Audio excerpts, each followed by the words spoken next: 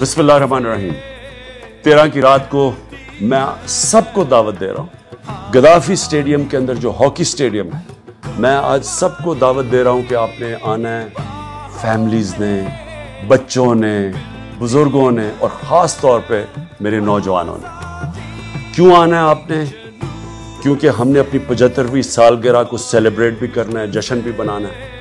اس کے ساتھ ساتھ میں نے آپ کو اپنے حقیقی آزادی کے سفر پہ لے کے جانا ہے۔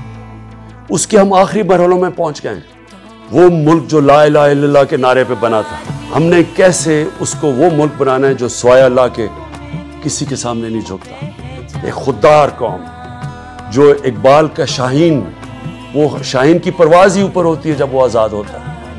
اس کے لیے میں نے آپ سب کو دعوت دینی ہے اور آپ نے سب نے میرے ساتھ شرکت کرنی ہے، اور انشاءاللہ جشن بھی بنائیں گے اور طے کریں گے کہ ہم نے اپنے جس نظریے پہ پاکستان بنا تھا اس نظریے پہ پہنچنا کیسے۔